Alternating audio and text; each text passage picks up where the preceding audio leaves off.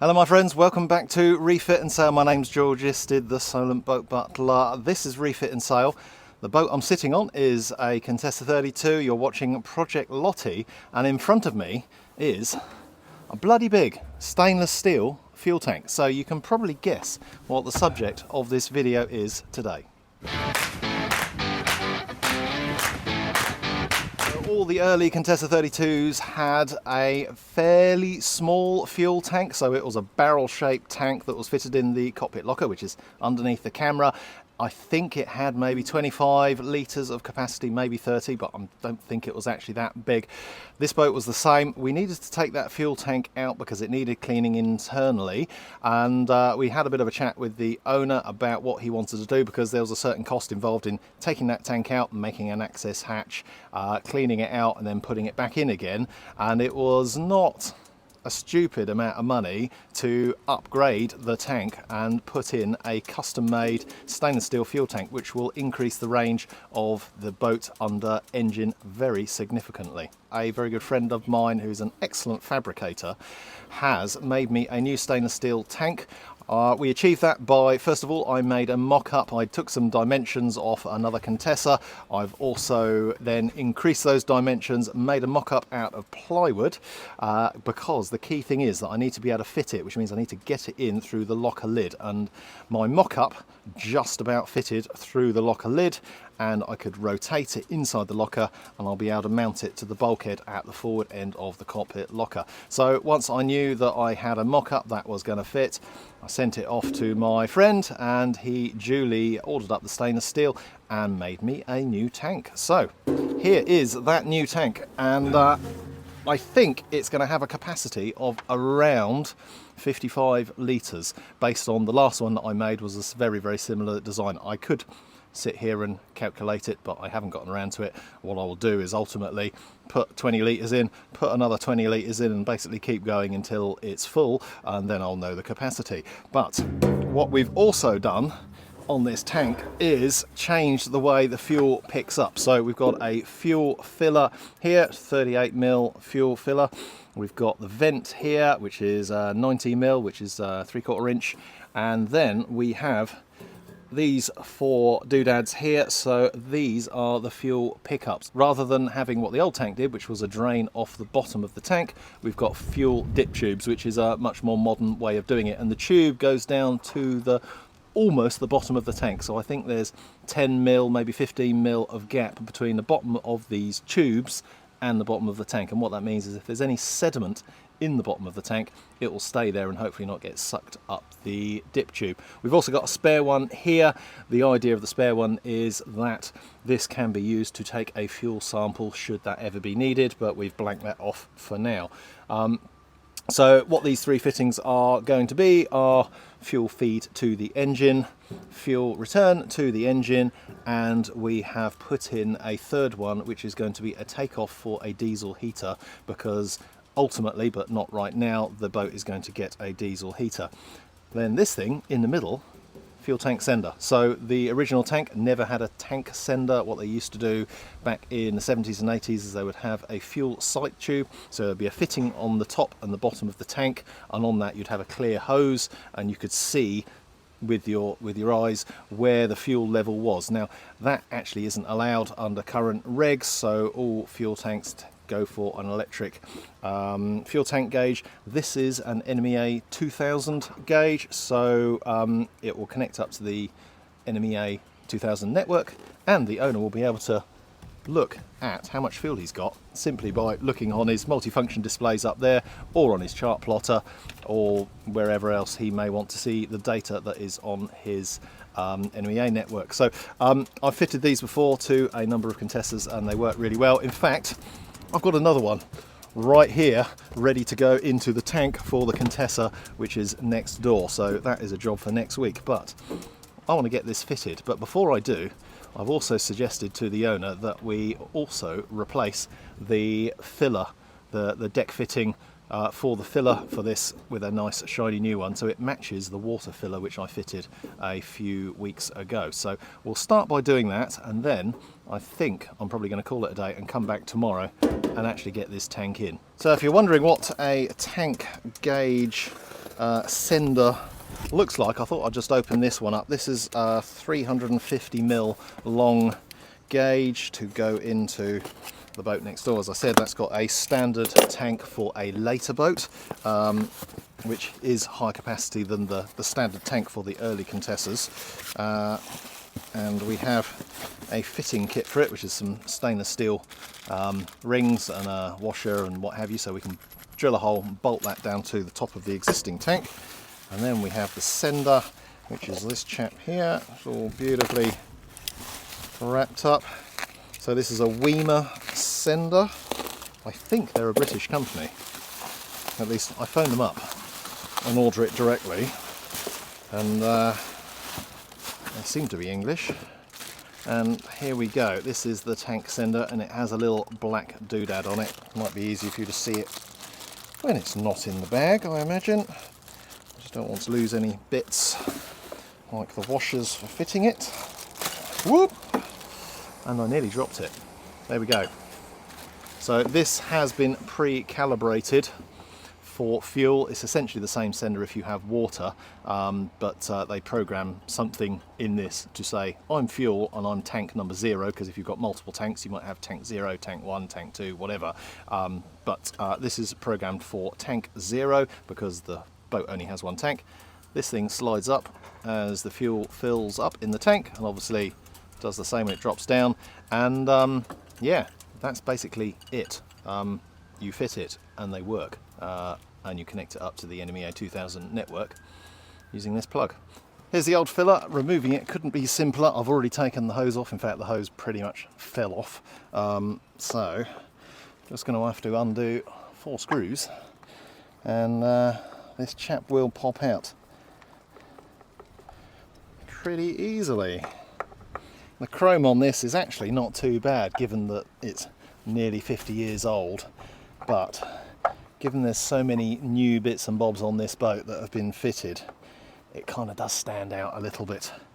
And the water filler has been replaced, and it was of the same design, so sticking a new fuel filler in, it's not a bad idea. Also, people love losing the keys that are used to get in and open these fuel fillers.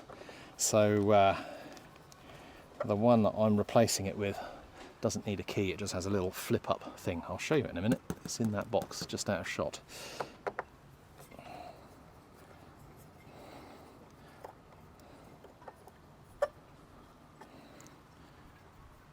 There we go, 4 screws, and normally I can just get a thin screwdriver just underneath, just tease it up. The sealant that they used back in the day wasn't an adhesive sealant, so it generally, with a very small amount of teasing, pops out fairly easily. And then if we get 2 in, just gently lever it up, and there we have it. One old fuel filter.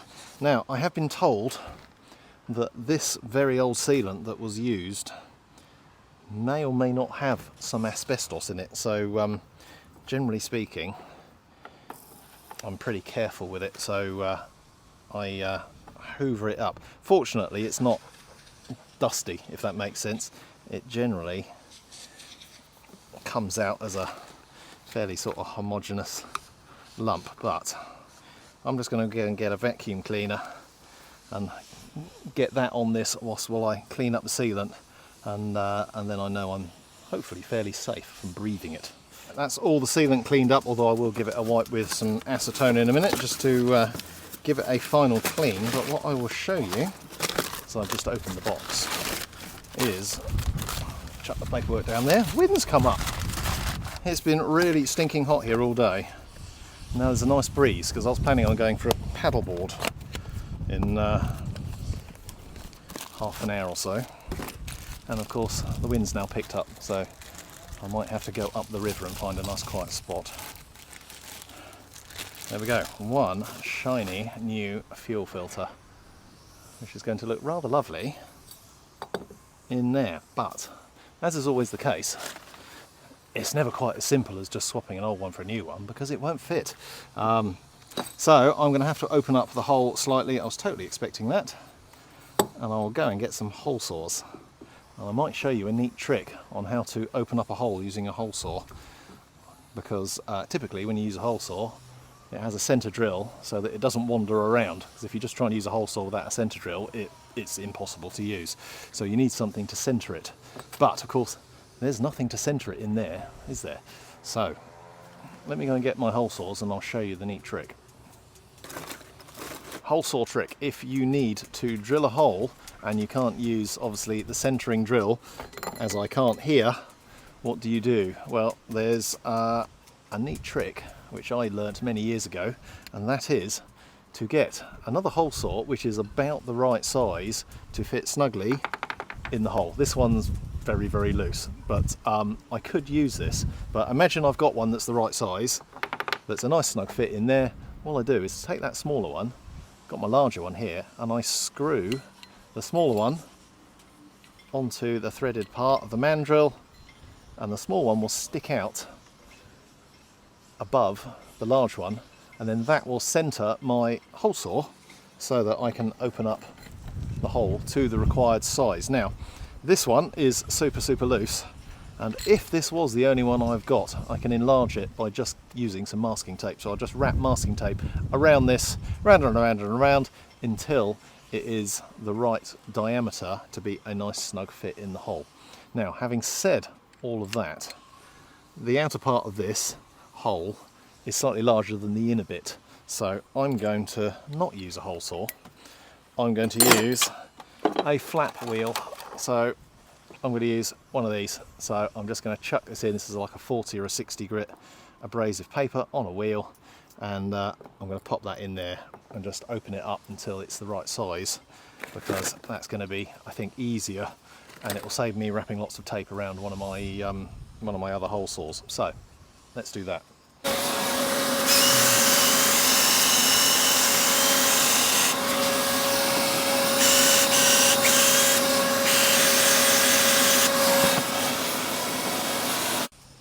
So as I said, the difference is on this one, I can just flip that up and unscrew this, so it's much, much easier to use.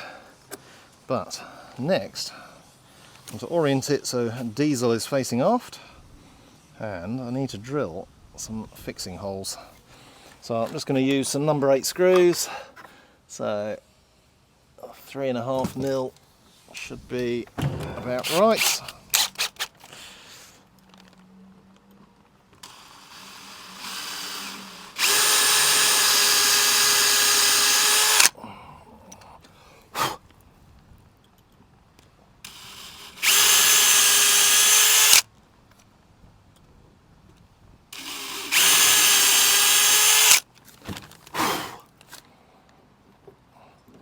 There we go. Now, I've drilled my new holes, but I've still got some old holes here, and I don't like leaving old holes, and I don't believe in filling it up just with sealant, which is what unfortunately a lot of people in my industry think is okay, because in my experience, when you fill holes up with sealant, eventually that sealant fails and you have a leak.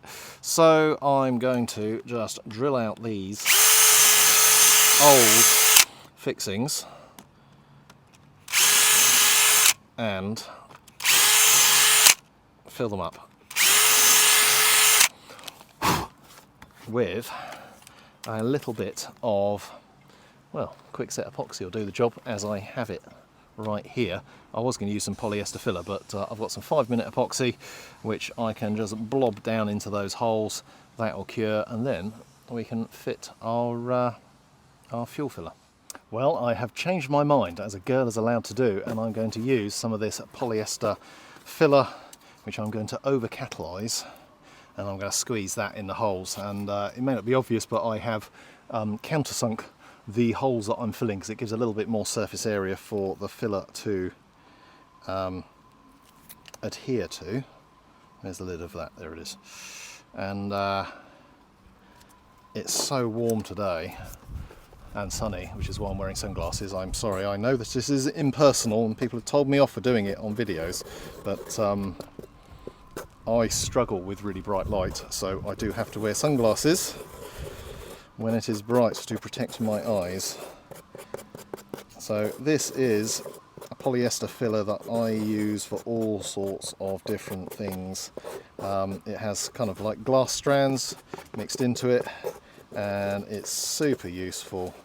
It goes off quickly, and you can get a job done quickly. I'd much rather fill holes using something like this, which is permanent, as opposed to sealant, which is not as permanent as we would perhaps like. So I'm just squeezing a bit into each of these holes. I've put some masking tape on the areas which are going to be visible so that I'm protecting the deck from me getting sealant everywhere. Not sealant, filler. And mixed up way too much. Well, that's the way it goes. Just get it right into the hole.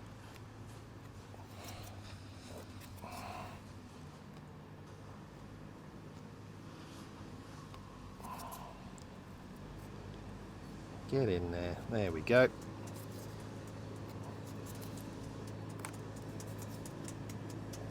And this will cure in no time at all. I always leave this out so I can see and prod it with my finger, and I can tell when it's cured. Sorry about the noise, it is a working boatyard. This is a real world boatworks. Right, let's take this tape off before this gets stuck to the deck with the polyester.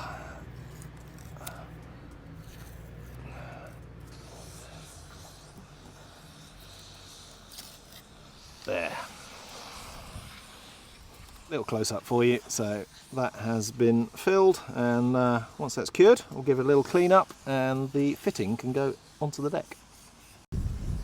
Whilst I'm waiting for that filler to cure, I'm going to give you another trade tip that you may or may not know. I've drilled 3 holes for the deck fitting, the filler fitting that's going to be going in here, and if I've just put a screw straight into that, the gel coat will almost always chip.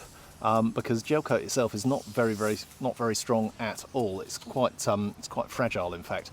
And there's a way to get around that. And you just, after drilling your holes, get a countersink bit in the end of your drill, and just give it the tiniest little whiz, just to open up the very first little bit of those holes.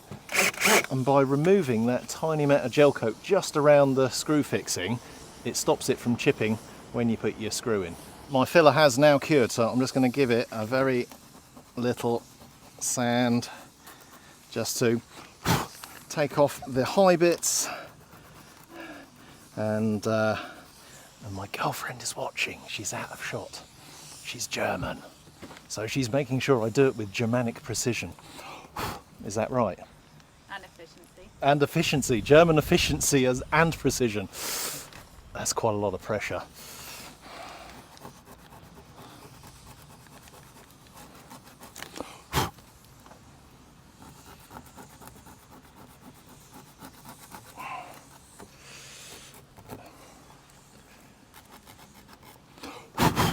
Right, there we go. Give that a quick wipe with acetone. I'll keep myself in shot, and then we'll stick some sealant on, stick some screws in, clean up, and then I'm going for a paddleboard.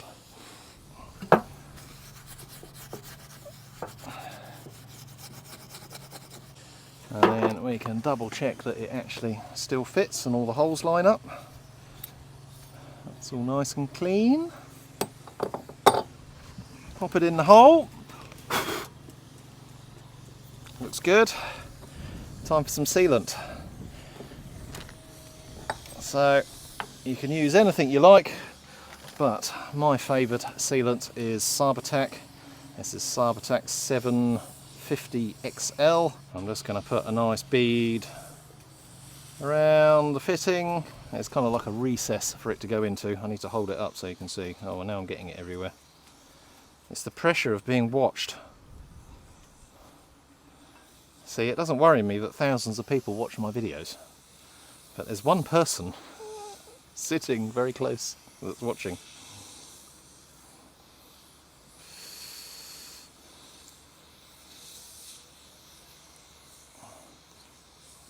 Trick is to get enough on that you just get a teeny tiny bit of squeeze out, but not tons. Tons of squeeze out, it's a bit of a waste. Right, I like putting some in the holes as well. Bit in that hole, bit in that hole, bit in that hole. Put a little ring of sealant round there as well. And we can pop it on.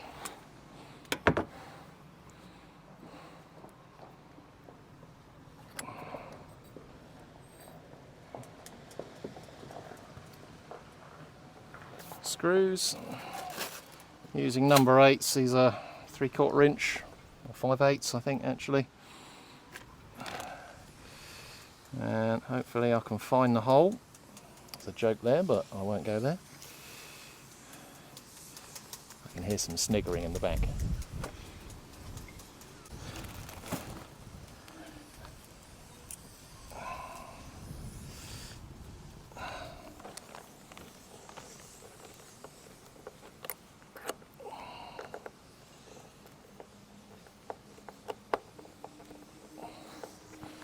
How exciting. A man screwing screws into a boat. Sometimes I wonder why people watch my videos, but I'm pleased that you do. Oh, and like and subscribe, because it's YouTube, I have to say that. There's a thumbs up. That really helps. It shows YouTube that you like my video, and if you subscribe, that massively helps the growth of my channel. So if you could do those two things, that would be amazing.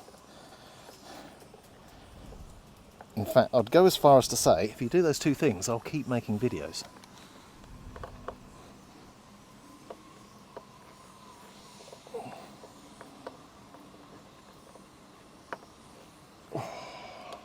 That one's tight, that one's tight, that one's tight. And we've just got a tiny little bit of squeezer all the way around. Perfect. Time to clean up. And there it is in place, all looking lovely and shiny, and it matches the one that is just kind of up there. You can see it. It's probably difficult to see in the sunlight, but for now, that is all I'm going to do today, and I will come back tomorrow and think about the fuel tank. Well, it's another day. In fact, it's another week, and it's time to get this fuel tank in. You'll also notice the surroundings have changed because the boat's just been moved into the tent for another job, which I'm not going to talk about, but might involve some stuff called copper coat, but subject of another video. This is going to go in the locker now so that I can connect it up. I can't do everything today because I need to buy some fittings to go in the top here. You'll recall, maybe, I can't remember if I said it or not, but I've got 4 pickups. One's got a blank in, and these 3 need some hose tails screwed into them, and I don't have those yet, but I can fit those with the tank in the locker. So the tank is simply fitted to the bulkhead with large self-tapping screws. That might not sound like a lot, but that's the way they have been fitted on Contessas for years and years and years, and I've just removed one from another boat that hasn't come out in 40 years, and it will still very well and firmly attached, so I'm confident that is more than strong enough. So now it's time to see if this actually fits in the locker. The mock-up did, so this should. Right. Once it goes in, I need to turn it. So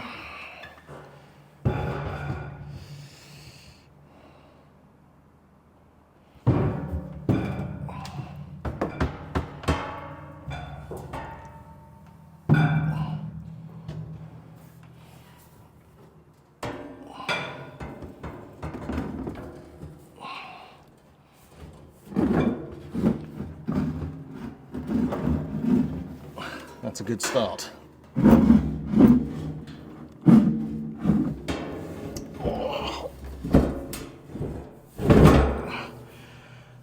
But once in, I've got to turn it and get it up against the bulkhead, so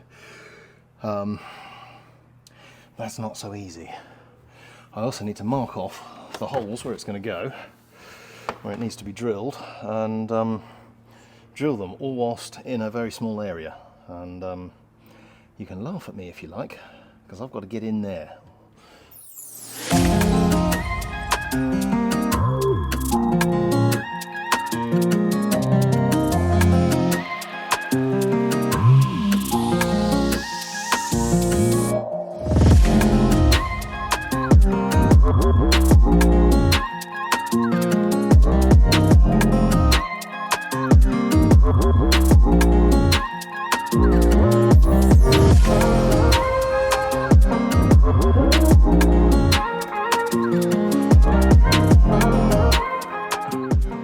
Does fit just, but it's a bit of a bugger to get in. And just like that, the fuel tank is in. I've brought you into the locker, so it does mean I'm in the way, but you can see up there is a fuel filler pipe in that's connected up to the new fuel filler fitting that I fitted the other day, and I'm afraid that is as far as I can get it. Here's the NMEA cable for the tank sender, and until I buy some more bits, I can't do any more, annoyingly. Well folks, as you can see, I am back in the locker and I have been getting on with all the connections to the fuel tank. Now, I've got to be honest, I've just got on with this. I haven't put the camera in the way because there is such limited space in here. It would have been really, really quite difficult. But I'm going to show you what I have done and why I have done it this way. So first of all, you can see the black hose just here is the vent. So there always needs to be a vent on a tank, because as the fuel is drawn out of it, it needs some air back into the top of the tank. Otherwise you end up with a vacuum. So there is a tank vent there, which goes up to a new fitting, which I have installed up in the cockpit. And that is the tank vent fitting up there. It's got a gauze in there so that critters and things can't climb into the fuel tank. I was trying to work out the best place to put it. Historically, they've always been in this little locker, this little pocket where you would put your winch handles and things like that. And I'd never really liked it, but to be honest with you, I haven't come up with a better place. I did consider having it so that it was on the outside of the coaming, but these boats heel over so much, I was worried about water, seawater getting back down into that vent and then into the tank, whereas that is a nice tucked away spot there. So I think it's just going to be a case of that is the best place, and if some fuel does come out from over fueling, then it will get collected in the bottom of the pocket and hopefully mopped up. Also down here you can hopefully see 2 of the 3 fittings that I've screwed into the top of the tank. The nearest one, which doesn't have a hose on it, that just needs a blanking. I'm going to put a piece of hose on it with a blanking plug in the end of it. That's for the heater.